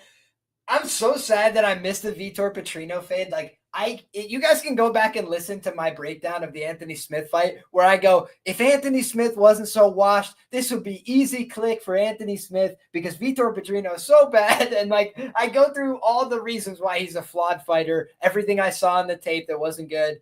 And I was so disappointed in myself, man, because the fight ends instantly. And I'm just sitting there like, how did I let this opportunity pass me by? And then I did it again, right? I literally bozo clowned myself again because he goes out there against Dustin Jacoby. And I'm like, man, Dustin Jacoby could probably beat him. But I was like, Dustin, he's got a little bit of that washy chin. He doesn't always go out there and throw that much. He could get muscled around a little bit.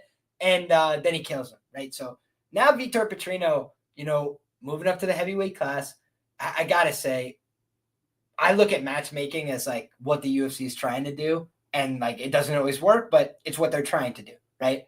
I don't think they've ever tried to do Austin Lane a favor. I think Robelis de Spain was literally like, let's find out which one of these guys is genuinely worse at fighting.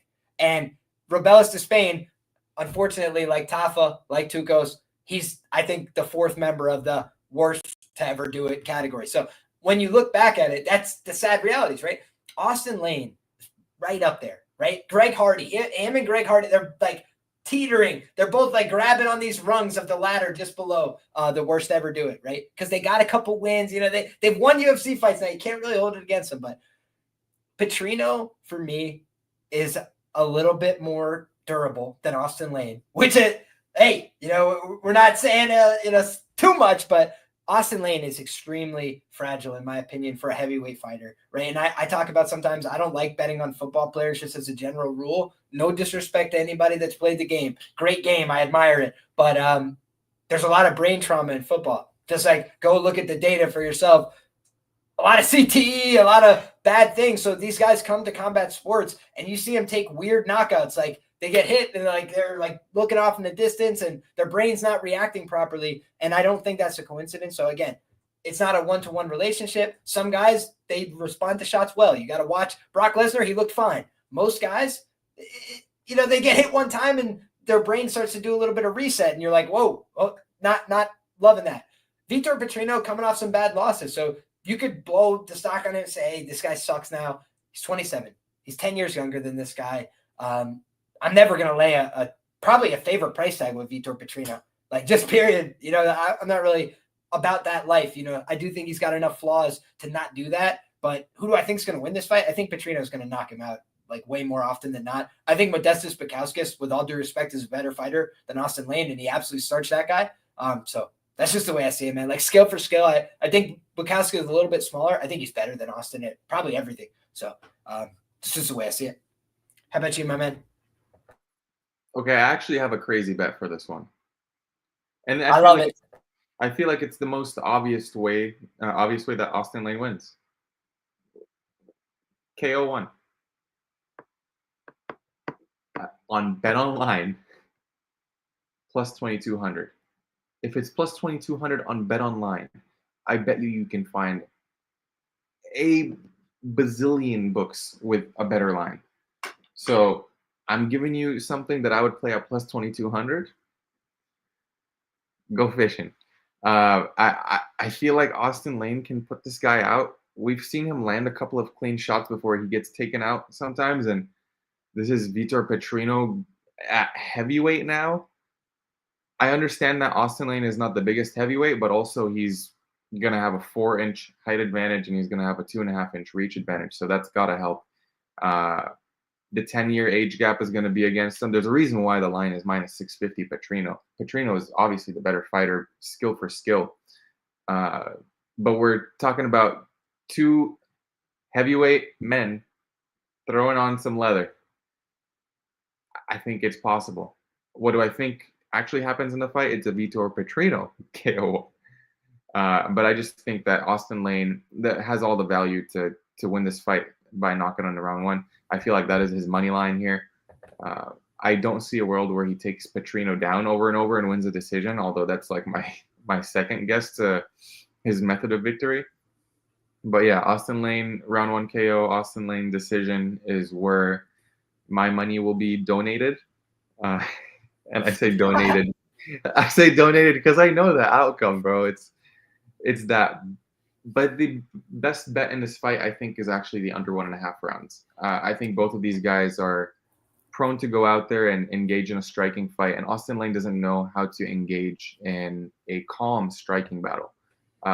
In fights where I see that, and the fighter that is going all out like that is the one that usually tends to get put out. Low durability on the Austin Lane side. I think this is a golden spot for the under. So for me, under 1.5 is a must. Yeah, and I think Austin Lane has been a pretty consistent under producer throughout his career. If you look back at Vitor Petrino, the one thing that I'd say I disagree with some other analysts is I've heard people talking like he was whooping Anthony Smith's ass and then he got meme guillotine. Like, I completely disagree. I feel like he was getting beat up and he was like, I need a takedown now because things are about to go sideways.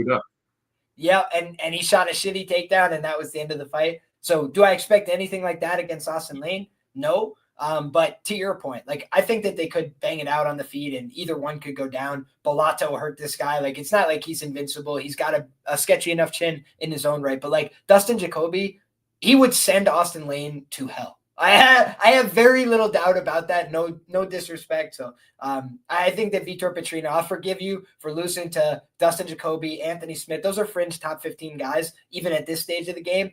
And I think Austin Lane is just like a UFC clinger, like barely hanging on type of guy. And also for a guy who played for the Jacksonville Jaguars and all this stuff, like he's got the social media of like somebody that you meet on the street. And again, it's not to disrespect. It's just saying like, you see guys in the UFC that make their debut have 10x the amount of followers that Austin Lane has. And you're like, how could you be in the NFL and the UFC and nobody's ever heard of you? It's unbelievable. So He's just the wish him the best. To ever do it. Yeah, he's the quietest to ever do it, bro. Nobody ever heard. Hey, if Austin Lane fights and nobody hears about it, did it ever happen? I don't know. Bro, today we're catching strays today. This whole show has been catching strays. I love it. We're on one, man. Next up, we've got Tennessee, Nate Landwehr, defending the home soil, Clarksville, just a few miles down the road. He's doing it in the Bridgestone Arena. Nate the Train in the UFC. He's 37 years of age, guys. He needs this one. He's on a loss off that last one, right? It was not a competitive fight with the Korean Superboy Do Ho Choi. But on the other side, Morgan Charrier, he hasn't beaten a UFC level fighter yet, as far as I'm concerned, at least in the UFC, right? You look at Manolo Cecchini, not convinced he's a UFC level fighter. Gabriel Fly Miranda, he's a UFC level fighter in the first round. That's about it, though. I love Gabriel Fly Miranda, but that's literally what he's got to offer, right? I picked him to submit Shane Young in the first round. He'll go give you a run on the grappling for about 3 and a hook. But after that, he starts to get real tired, right? Morgan Charrier, he had a very close fight with Chepe Mariscal. That fight could have went either way. And so, you got to give him credit and respect for that. But you look through his career, common culprit, doesn't do enough, right? You go look at the stat lines, he's not putting up numbers, right? You see the scorecards with this guy, he's going to be left with regret. He just does not do enough. And I think Nate is the opposite, right? He does too much sometimes. You go out there and throw everything he's got and then some, and that puts him in danger sometimes, right? He's willing to take chances. He's been knocked out cold before. That could happen to him again here, right? He's a risk taker. He's 37 at featherweight. It can be unforgiving in this sport sometimes, right? But when it comes down to it, Nate's the bigger man, right? He's a pretty sizable, formidable guy at 145. He's got knockout power. He's proven that he could submit guys. I think he's the only guy who finished Ludovic Kline in the UFC. By the way, Mateusz Gamrot, very proven submission grappler, couldn't get him out of there. Pace is just as effective as technique when it comes to making guys give up. I'll just tell you that, right? And when it comes down to it, man, I don't know that Morgan Charrier is going to give it up, right? He's a tough guy. He's hard to finish. He's a durable guy. But could he get outworked? The bulk of evidence in his career says the answer is yes. So for me, it's a dog or pass situation on that alone, right? I've never seen this guy go out there and beat a UFC level fighter. I've seen Nate do that. I've never seen him go out there and blow somebody out of the water on the scorecards. I've seen Nate do that, right? But David Onama basically like lands a bunch of huge kill shots early. Nate's like, you thought you got me. And then he spends the rest of the fight, instead of like finishing when he has Onama clearly hurt, doing like Fortnite dances over his body. Like Nate is just a unique character. I wouldn't pick a method with this guy, right? Because I think he's lied by all methods. But I do think more often than not, the way he wins this fight is Nate Landwehr moneyline, Nate Landwehr decision, Nate Landwehr split decision. I think he'd have to go out there and earn it. I don't think it's going to be easy. Chepe Mariscal's a dog. So is Nate Landwehr. And they have something similar in common, which is they do enough. They fill the gap. And unless Morgan Charrier dominates, which I do think, hey, maybe he's just too young. He's just too physical. Nate's just too far gone. I think Nate Landwehr is going to give everything that he has to win this fight. To beat this man in Tennessee, it's going to take a special effort, baby. And Morgan Charrier's never won a fight outside of Europe in the UFC. So for me, he's the one who's got something to prove here. Both these guys coming off a loss, and that Nathaniel Wood fight, everybody was telling me going in that Nathaniel Wood didn't have the power to do something to him. Nathaniel Wood sat him to his ass, and then he played in the driver's seat a little bit, a little bit behind the windshield, right? My man didn't want to get hit as much anymore. He's backing up a little bit, moving out the side, and Nate won't let you do that, right? Like he will stay on your ass for the full 15. So for me, man, I think Nate's going to go out there and fight a little bit better than this price tag would indicate. How about you? Yeah, spot on. I think Morgan Charrier is one of the fighters that technique-wise, excellent. He has excellent striking technique. Biggest flaw is going to be his patience. I think he's just very too patient, which makes him low volume, obviously. Now, does this guy have power? Kinda. He's shown flashes, but the biggest red flag for me is just 10 decision losses, 5 decision wins. That's not something that you want at 145 pounds, because you don't really see too many finishes produced at 145, unless your name is Ilia Topuria. And then you look at Nate Landwehr here. Generally speaking, is a guy that he has a motor. He's going to take you all the way to decision. He's going to fill in the gaps. He's going to throw volume every single minute. And if you are someone who is low volume, you're going to struggle, because Nate is someone that thrives in the chaos. He thrives in the ugly fights. And I think for Morgan to win this fight, it has to be pretty. For him to make it a pretty fight, he's going to have to make Nate respect his power in the first couple of minutes. Otherwise, I think this fight flips. Once Nate starts to gain momentum and the crowd starts to get involved here, I think it's Nate the train downhill.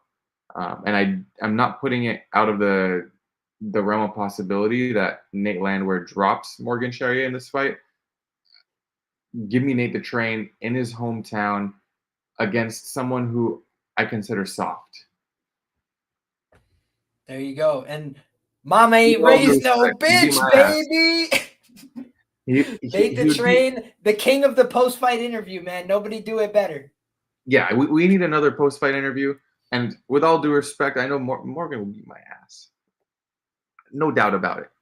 Still, UFC. Oh, it's always respect to the fighters, but we got to just call it the way we see it, right? People don't want to hear us. I'm breaking down the fight. So, yeah. Exactly. Hey, and again, eventually you also got to say you are what the record says you are, right? And when you're just dropping a lot of decisions, maybe you're leaving a little bit left to be desired, right? You're not putting out everything that you have to offer. So I feel like it's a little bit of a mental block for Charrier.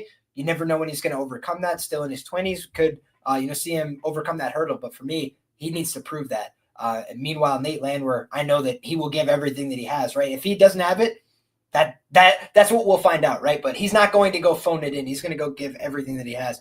Shout out to my guy Balboa, very sharp guy in the chat, says, not sure who's laying minus 260 on Morgan Charrier here. Hey, I encourage them to keep doing so. Lay a little bit more, please. Let's get plus 250, Nate Landwehr to pop. Parlay City, Morgan Charrier is a lock of the week. Free square. Guys, one thing I'll point out too, you look at the defense, favors Nate Landwehr. You look at the strikes landed per minute, almost 2 more. In fact, a little more than 2 more on the Nate Landwehr side. So does he absorb a little bit more on the return? Yes. Am I a little bit scared in round 1? Yes. But if we can get out of round 1, especially, I might even be live betting Nate after 1 and like, hey, we made it through the scary parts. Let's go out there and assert ourselves now. And I feel like Morgan Charrier, if you take anything from his decisions over the course of his career, early, hot starter, burning bright. Longer the fight goes, more he slows down, more he starts to second guess whether he wants to put that output out there. And Nate has no such second guessing. He will go out there and spend everything, right? He will put the tank on E, and that's what I'm looking for. Next up, my man, speaking of another old warhorse in the featherweight division, the Boston finisher, Calvin Kattar, taking on the red-hot, mean machine, Steve Garcia. Who would have thought Steve Garcia's best win in the UFC would be none other than Chase the Dream Hooper, baby. Watch him take over the lightweight division. But in any case, guys, what we have seen from Steve is that at 145, right, with Chase cutting a little bit too much weight, he got diddied up with the hands as a minus 300 favorite. Steve's gone on a run, man. He's done a lot of things right. He's still 33 years of age. He's putting together a nice little run here. His aggression, his willingness to take, these opportunities for the UFC, keep going out there, running up paychecks, getting these bonuses. God bless him for it, man. He's done everything right. But the quality of competition is like night and day, right? It's like 2 different parts of the roster that they're fighting, like entry level and like, championship guys, 5-round guys, main event guys. It's just a completely different ballgame in some ways. And Steve has shown, hey, I'm ready to step up. I'm ready to get one of these opportunities. But we saw with Yusuf Zalal, right? A guy that has looked sensational since coming back to the UFC, a guy that showed glimpses of brilliance in his first run in the UFC in his early 20s. And the first guy he wasn't able to finish was Calvin Kattar, a guy who's known for being extremely durable. And by the way, I thought Yusuf Zalal might finish Calvin because I just was seeing what Aljo was doing to him, and I was like, the speed could be a difference maker. Bro, Yusuf was running that fight in a reverse marathon as well. He did not want to get into boxing exchanges with Calvin that were extended. And so was it wise to hit the reverse marathon? Yeah, probably, because Calvin wasn't able to get off on his offense. But Steve doesn't hit reverse marathons. He hits forward sprints at 100 miles per hour. That's the way that this guy fights.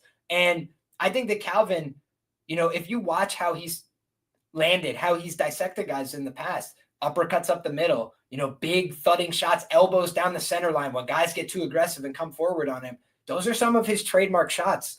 Shane Burgos got put away with that. I think it was Stevens got put away huge with a crashing elbow.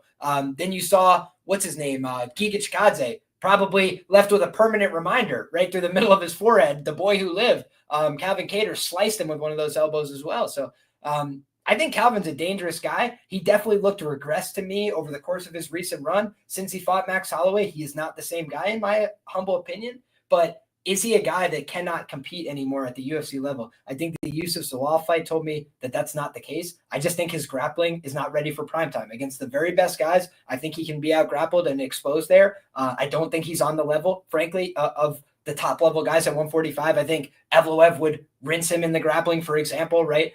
We saw what Aljamain Sterling was able to do, not competitive. But when you look at Steve, he kind of grappled with Mel Costa after getting out grappled a little bit early. He grappled back into him, choked him unconscious, and then beat up his corpse. Steve's a mean dude, right? Mean Machine, good nickname for him. But I don't know that his skills are like commensurate or better than Calvin Kattar, even as Calvin has regressed just a tiny bit. Like I feel like they're still similar enough levels of fighter based on Calvin slipping a little bit. Steve maybe at his all-time high.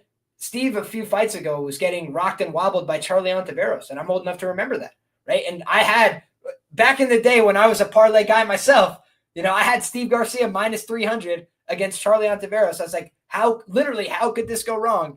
And, dude, he's doing the salsa in the first, 2 minutes. He got axe kicked in the head, and Steve's doing the salsa and trying to grab a hold of the guy, right? And that's just not the position you want to be in when you're laying minus 300. Obviously, it's a different price now, but it's also not fighting Charlie Ontiveros, a guy who has no UFC level wins, and a guy like Calvin Kattar, who on the other side is extremely dangerous, right? So for me, man, feels like a dog or pass situation. Like the danger factor is eventually your durability will go. Calvin Kattar's 37. He got a shit kicking from Max Holloway that should have knocked anybody else out. He just kept taking it, tougher than an old leather boot. But again, I think that Yusuf Zalal is a better fighter than Steve Garcia. Even though Steve is a really dangerous guy and a potent knockout artist and fun as all shit, I just think who has a better trajectory long-term in the UFC, I think it's Yusuf Zalal, and he wasn't able to finish Calvin. So now I can't really be extremely bullish that a guy like Steve, who is on the best run of his career against way lower level guys, is going to go out there and just run through Calvin. So for me, very hesitantly, I'm going to pick Calvin to get the win here. I'm also going to note, I talked to somebody in the TriStar camp who told me that all I'll say is that it was a better camp for Calvin this time than last time, right? And I thought that last time Calvin started too late, right? He came on too late. It's been a consistent flaw in his career, right? Where he starts picking it up in rounds 4 and 5. He starts picking it up in round 3 after he just lost the first 2. That's a problem for him at times.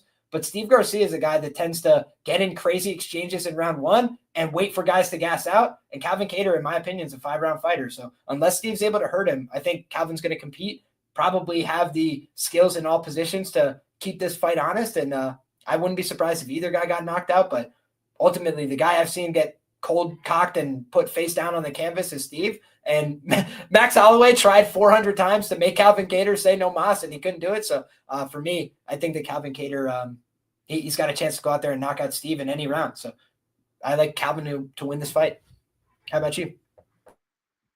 Typically in these type of matchups where it's younger, more hungry, aggressive style fighters going up against the older, more durable vets, I tend to, and especially at these lines, I tend to favor the younger and more hungry fighter. But in this specific case, I tend to think the opposite. Steve Garcia, we kind of know what he's going to go out there and do. He's going to press on the pedal and go 100 miles an hour, like you said, and he's going to try and take Calvin's head out. if he's not able to do that within a round and a half to 2 rounds, I think he's going to gas out horribly. And the issue with Steve is, yes, he has the power and he's put some people out. The striking defense, it's not there. It's non-existent. And against someone like Calvin, who once he gets his timing and he starts to snipe you on the outside, you can't be caught with your hands down. He'll make you pay. Whether it's knocking you down or knocking you out, Calvin hasn't really flashed that kind of power, but he has flashed volume. He has flashed accuracy, and he has flashed cardio throughout his career, 3-round, 5-round, you name it, he has it. So with all that being said, I think Calvin's going to be the tougher fighter in this fight. I think he's going to be the fighter that lands the more strikes, and I think durability goes towards Calvin. So all those reasons point me towards Calvin Kattar moneyline. I haven't pulled the trigger yet because I'm just a little bit hesitant, given that he is 37 years old. I've tried my best over the past year to limit these sort of situations and positions, and exposing the bankroll to potentially volatile fights. But I do see a potential value here in Calvin Kattar, and it could look like hindsight huge favorite. So I think I'm going to have to take this one and not pass on it. Yeah, I might wait to try and bet Calvin live. Again, one of these things where you see a 37-year-old start to move around, you can kind of see if they have their legs or if they don't. That might be something I consider just because the price isn't great, right? Like at plus 125, at plus 150, I understand why people are like, I'm just clicking this blindly on the fact that Calvin Kattar is a more proven guy. That makes sense to me.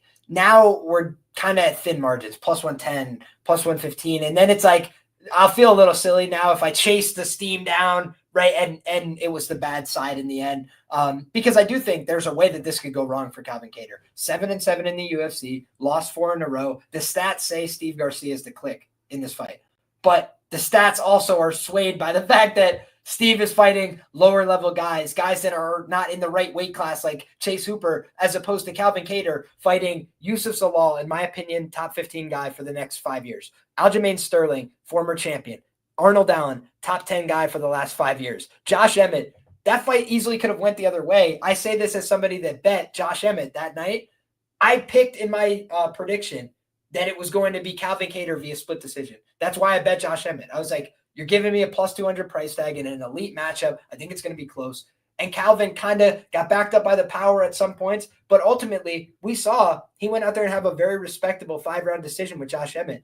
And Josh Emmett fought for the title. You look at the quality and caliber of these opponents that he's fighting. Even Giga Chikadze, another top 15 guy. So not a bad run. Like all things considered, since that Holloway fight, like the, what's it called? The Arnold Allen fight was a weird knee injury. Which, again, it's like, do I think he was going to beat Arnold? No, I think he was going to lose that fight. But it's kind of hard to know because he didn't really have a fair shake in it, honestly. So for me, I just feel like Calvin Kattar's had some hard luck. And one thing I can say for sure is that I feel like Rob Font has looked night and day better at TriStar. Like, I think TriStar is a better gym, with all due respect, than anything that they got going on in Massachusetts. So I'll just leave it there and say that I think the training partners are better. I think the philosophies are a little bit better. I think they're a little more sound in their approach, all that. So Rob has gone over there and had a ton of success. I think Calvin is still working his way into the system. In that regard, he hasn't been able to keep that level of consistency in the octagon. But think back to the Yanez fight, right? Where I was like, man, maybe Yanez can catch Rob Font. Maybe he could put hands on him.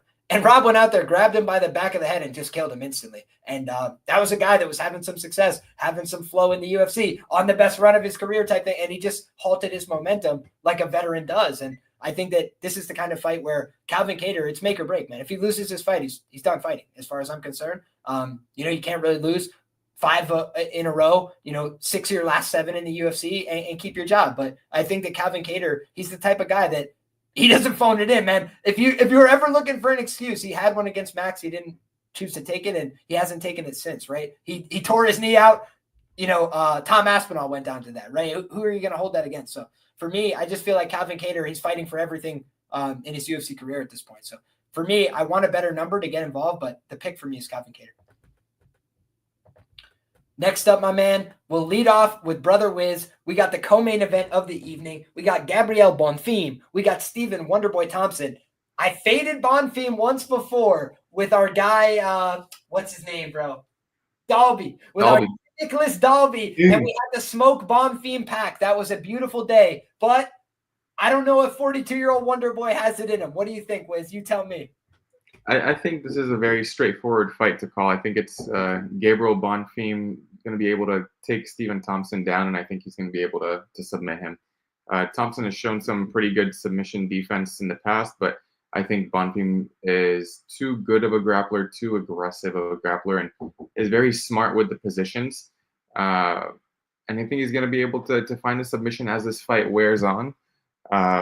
But Thompson, if he's able to defend the initial takedown attempts and put some damage on Bonfim, I think it's going to create a little bit of doubt in his mind. And as the fight goes on and plays out, that could work to Thompson's favor. He is going to be the better striker in this matchup. Going to have a 2.5-inch reach advantage too. But I just think that at 42 years old, it's a little bit too late to ask for going up against a young prospect at 27. I think the UFC knows who they want to win in this fight, and I think it's Bonfim. So it's Bonfim by submission for me. You know, man, I think that I get the case that some people have made for Wonderboy decision. You know, if it goes the full 15 minutes, we don't know if we could trust Bonfim's cardio. It's definitely shown some flaws in the past. I thought he showed a much better product when he went the full 15 minutes. I believe that was against Angelusa.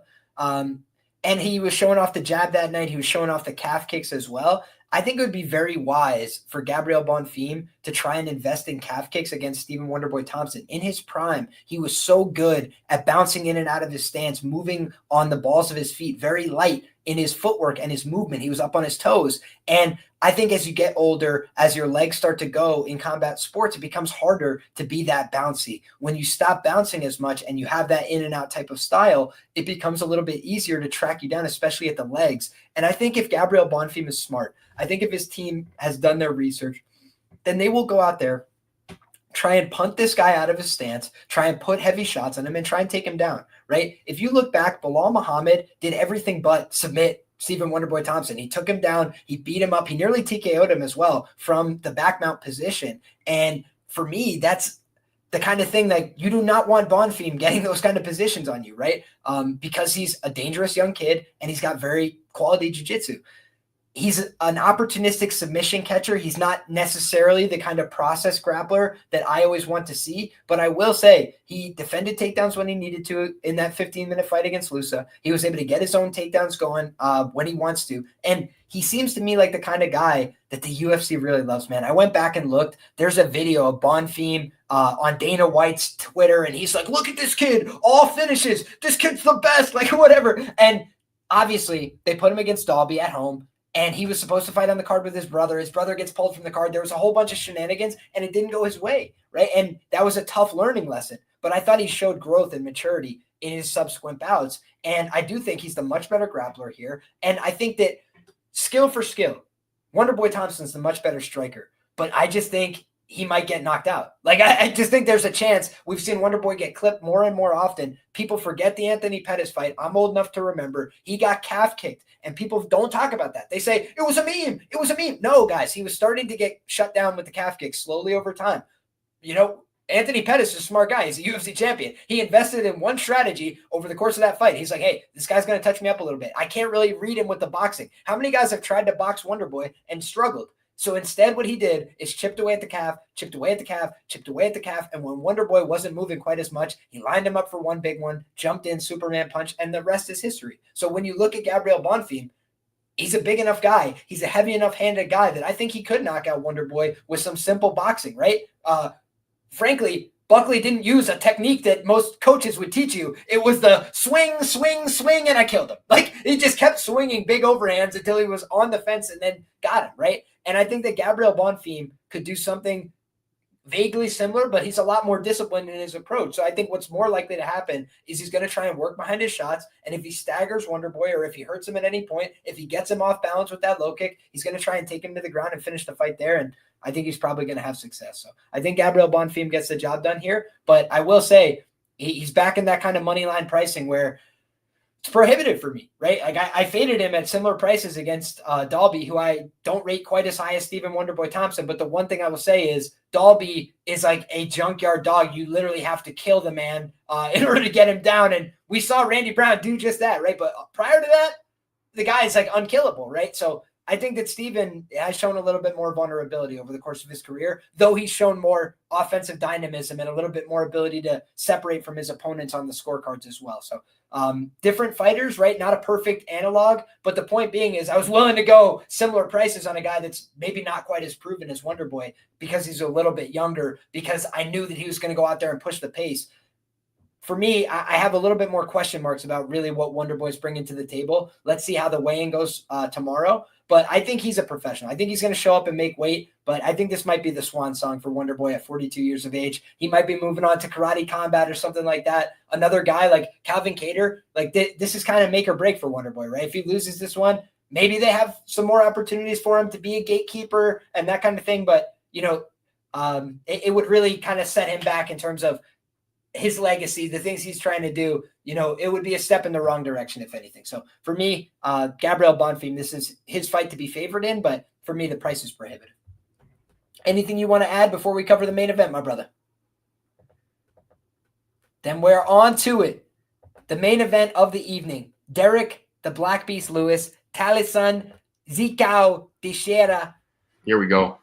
I mean, brother, I tried to do some tape study on Tallison Teixeira. It took me like 15 minutes. Yeah, the guy's had a great career. He throws some power shots. He's got some good kicks. I do think like fundamentally he's the better striker between these two guys. Faster, longer, bigger, anthropomorphic advantages. He's checking all those boxes. But on the other side, something that's hard for me to ignore, Derrick Lewis is a guy that has more wins in round 2, 3, and 4 in the UFC than Tallison Teixeira has professional victories. And that's experience, right? He's 40 years of age. This isn't flyweight. This is heavyweight, where guys tend to have a little bit longer of a career, a little bit longer of a shelf life. And I look at Tallison Teixeira as a guy that could be the next best thing. He could be really special, but I didn't see that on Contender Series. I'll be frank. Like I saw a guy with an awesome knockout that was really cool, but it was also kind of rock'em sock'em robots a little bit before that. Right? I didn't see the best technical display I've ever seen. I saw him getting hit a little bit, trading back, and knew that he could take those shots. And I think that the guy who's more likely to quit in this fight is Derrick Lewis, just because I've seen it a number of times. Honestly, I think that Cyril Gane fight was hey, thanks anyways. I don't want to be embarrassed in front of my hometown anymore. Get me out of here. And he just took the knee there. And again, can't blame him, right? He's fighting another tough guy, a world-class guy. But I say to myself, if somebody just gets knocked out in the first round by like getting clipped on the chin, I think it's like a 50-50 type of proposition. Like maybe Tallison Teixeira should be, 60-40 there or 70-30 there at the absolute maximum. But I think that Derrick Lewis, like the longer this fight goes, the more chance that he could go out there and just outclass this guy. One fight that came to mind when I was trying to look for analogs in my head was think back to Shamil Gaziev and Jairzinho Rozenstruik. I don't even think Rozenstruik is still with the UFC, right? But if you go back and look at that fight, like everybody was ready to write the death warrant on Rozenstruik because he's not that good. And this dude Gaziev goes out there and runs headfirst into the cage in the first round and kind of looks like a buffoon, and then gasses out and gets absolutely picked apart by Rozenstruik, and it's not competitive, right? It's like that was crazy. And now I just look and I'm like, are we buying too much hype too soon on Tallison Teixeira, who at 25, by the way, could easily be rebuilt? Like in 1 or 2 big knockout wins, he's right back on track. You lose to Derrick Lewis. So did Curtis Blades and fought for the title. It's like you go through, so did Francis, right? You go through, hey, what happens here with Derrick? Man, I think to myself, Tallison Teixeira, live in rounds 1, 2, 3. If you want to get involved those ways on the prop side of things, I don't blame anybody. I think that's fair play. I can't get behind the money line, right? I don't know that you could fight outside of 5 minutes. I've never seen it. So hearing that you could do it in the training room is awesome. And I believe that he can, but it's a different thing to do it in bright lights in front of people when the stakes are the highest. And for Derrick Lewis, this is not the biggest fight of his career, right? It's the next fight in his career.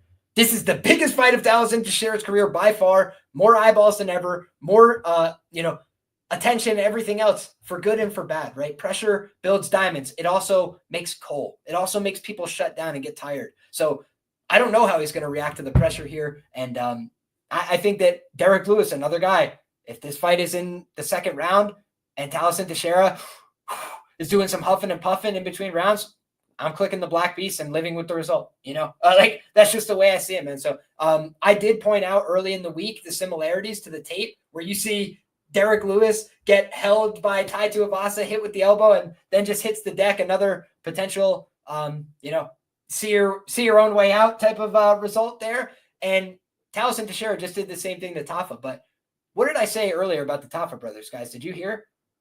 Some of the worst ever do it. So what exactly am I supposed to take away from you potentially low blowed, but let's say best case scenario, you didn't low blow and just hit him with a knee to the body and then a nice elbow. Hey, good combination. Nothing wrong with that. But beating up Tafa tells me you're a minus 230 favorite against Derrick Lewis. I'm not buying that. So for me, this is a prove it spot for Tallison Teixeira. I would pick him to get the job done. If you just said, hey, guys are minus 110. Yeah, give me the big, scary Brazilian guy who's massive and young. Absolutely. But he's being priced like he's got a big body of work in the UFC. And I would just challenge people, what's his best win? Doesn't have one. So what's Derrick Lewis's best win? It's like Volkov, fringe title challenger guy. You start going through the list, like Curtis Blades fought for the title. Like he's beaten real guys in the UFC, and it's not ancient history.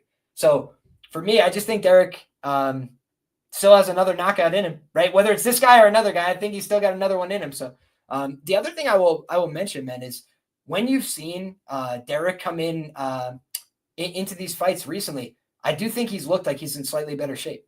You know what I mean? Like when you look back at Derrick's old fights, he would have back problems. He looked fatter than a house. And I feel like Derrick has looked slimmed down a little bit. Not perfect, right? He's still cutting weight to make heavyweight, right? Let's not get it twisted, but I feel like he looks considerably more athletic in the later portions of his career, which is ironic. So how do you feel about this one, man? Main event, it's going down. Is Xicao the real deal? Is he going to get it done? I think Derrick Lewis is fake value this week. I personally think that Tallison Teixeira is the goods. I could be very, very wrong. Very, very wrong. But I think Tallison Teixeira is someone who has the type of skill set and the type of body to beat Derrick Lewis. Derrick Lewis has always struggled when he's not able to get in on the inside with fighters. And that usually is against fighters who know how to keep their range. And Tallison is someone who, sometimes can be caught slow, which will work to Lewis's favor. But for the most part, he's able to strike at range. He has the 4-inch reach advantage, 4-inch height advantage in this fight, and then the 4-inch reach advantage as well. So I think Lewis is going to find some trouble getting in on Tallison. And if he tries to take Tallison down, Tallison apparently had BJJ in his Instagram handle. He's a black belt in jiu-jitsu. And he's got an armbar on his record as well. Yeah. So if it gets to the ground, I don't think that Tallison is a fish. I think he actually would be the favorite if the fight hits the mat. For all those reasons, I think Tallison's actually just going to knock Derrick Lewis out. We've seen Derrick Lewis quit in the past, and 15-year age gap works in the favor of Tallison Teixeira here. So I personally think Derrick Lewis is fake value. Sure, Tallison has fought nobody, and Derrick Lewis has fought pretty much everybody. I just think this is where the fork meets the road. And thank you so much, Derrick Lewis. You will fight another fight in the UFC. But I think this one is Tallison's to lose. Fair play, man. And this is another guy, I mentioned it with Bonfim. Like, I do believe that the UFC wants Tallison Teixeira to absolutely splatter him. They love Derrick Lewis, but they also love promoting guys that are on the come up, right? Guys that have a future. And I think that when you look at Derrick Lewis, I want to really briefly scan through his record, guys, just so you could see that I'm not talking out of my rump here. Derrick Lewis, with the exception of Jourdain Almeida, I do think that's a pretty notable exception. He's a great anti-grappler. That's been the story of his career. Rodrigo Nascimento wants to grapple, couldn't do it. Marcos Rogerio de Lima, he's a little bit of an everything type of player, kind of undersized in the heavyweight division, but ultimately does have a grappling background of his own. He's taken some guys down and held them down type of deal. And, Derrick Lewis, again, able to get him out of there before the fight even gets started. He lost to Sergey Spivak, a grappler, right? But if you guys remember, he went to the hospital like the day before that fight because of a catastrophic weight cut. And how they let that fight go forward is honestly beyond me. Sergey Pavlovich, a knockout artist, puts him down with strikes, right? So a striker. Tai Tuivasa, a striker. Cyril Gane, a striker, right? A lot of the guys that are putting beatings on him, especially at this point in his career, are strikers. Tallison Teixeira, I do think, is a primary striker. He's got the ground game if it goes there. But, man, when I just look at, like, how these two match up on the feet, it feels to me like either guy could get cracked. It really does. And I would be comfortable with Tallison if I knew he could fight hard for 15 minutes, because I don't think they're going to need more than 15 minutes more often than not here. But I know that Derrick Lewis can fight at a sustainable pace. He's done it his whole career, where Volkov is out there, painting a picture on him, and then he's waiting, biding his time, finds his moment, gets the win. Like, Derrick knows how he butters his bread in the UFC, right? He doesn't try and do things outside of his wheelhouse. So I think that if he's got another one left in him, like, this is another one that he could win against a kid that has not been in these waters before. So I think most of my leans here towards the under, towards violence in general. I think somebody's getting knocked out in this fight at a pretty high clip. I think if anybody gets subbed, it's Lewis getting subbed from the top position. Honestly, I don't think Tallison's getting takedowns easily either. And if he does, Derrick is a guy that's proven pretty difficult even for talented guys to sub. Like, I think back to what's his name?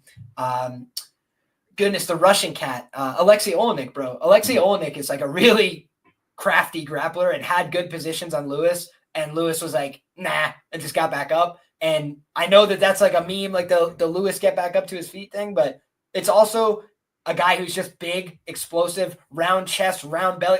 Where exactly do you control Derrick Lewis? Unless you're Daniel Cormier and you can also horse him around, like, it's just very difficult to do something like that. So for me, the guys that he's gotten, it's the Curtis Blades, the Dawkins, whatever, who get caught on the outside trying to box with him because they're afraid to enter on the takedown. And when Curtis Blades entered, that was all that he had waited for all night. He literally sat back, Marge Simpson, bus driver uppercut, waiting for him. And he's like, I know you'll shoot eventually, so I don't care if I lose rounds. I will kill you eventually. So for me, I just know that Derrick can bide his time and be patient. And I don't know that about Tallison, especially in a hard fight. So for me, fun fight. We're going to get to learn a lot more about this emerging contender, Tallison Teixeira, a young man in the heavyweight division.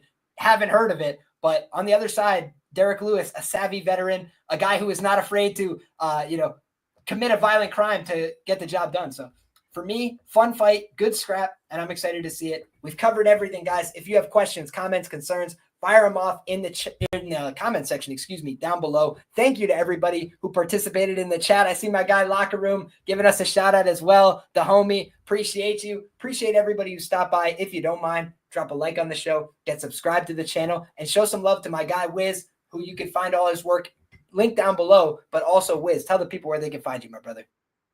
Yeah, you guys can find me at Wizz MMA everywhere, Instagram, Twitter, or X, or whoever calls it that, YouTube.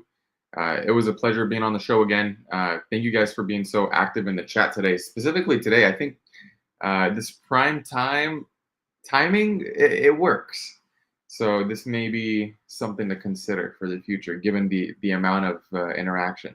But Liam, Absolutely. as always fun talking fights with you. Looking forward to the next one. Let's cash some tickets, and hopefully tomorrow we cash some more on LFA and ACA. The pleasure is all mine, brother. I hope that you absolutely clean up.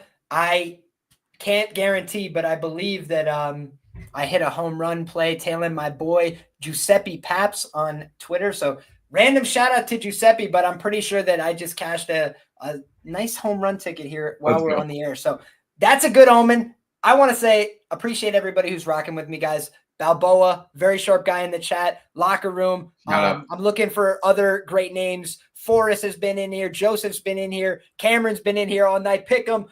Green King, Jimbo, Cheeky Elbow, Brent, Bloom Dog. Appreciate each and every one of you guys. Cole as well. I have to say one thing, though, before we get out of here, guys. I'm going back and looking for it.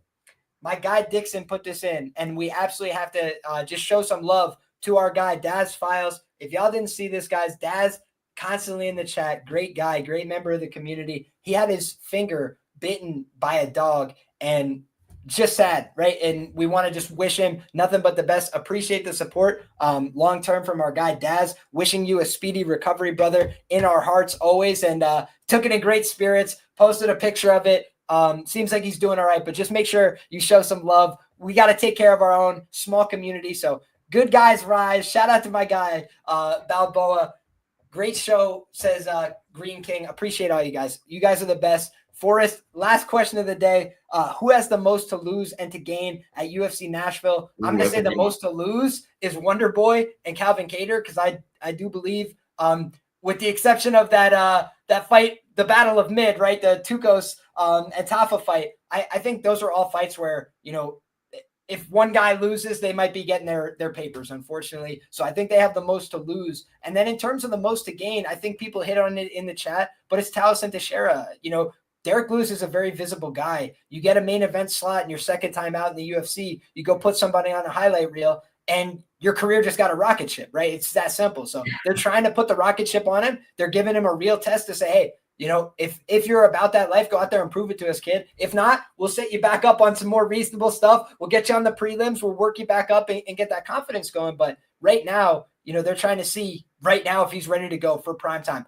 What about Josh Van, right? A recent example. Sometimes these kids are ready to go right now today. And I'm not sure. So let's find out. Tallison Teixeira has the most to gain as I see it. Wiz, do you have anything you wanted to add, brother? I agree with the first two picks with Calvin and Stephen Wonderboy Thompson having the most to lose. I think the most to gain, yes, Tallison Teixeira for sure. And as I'm looking through the fights over here, you got to bring up the name Tokkos. I think this is the first time they've given him a matchup where he's not completely out of the question. Like the line says it too, is a close fight. If he gets his grappling going, I think he wins this fight. So beating someone who could be amongst the worst to ever do it shouldn't be too hard or too tall of a task. Hey, well, just know one guy gets to win and keep their job, and the other guy gets the sole credit as the worst to ever do it. So you're going home with something, guys. There's a booby prize if you take second. No problem there. But thank you to everybody for rocking with us. Hit the like button. Get subscribed to the channel. Make sure that you come back because we're having all the same fun next week. God bless and good luck. Take care, everybody. Have a great night.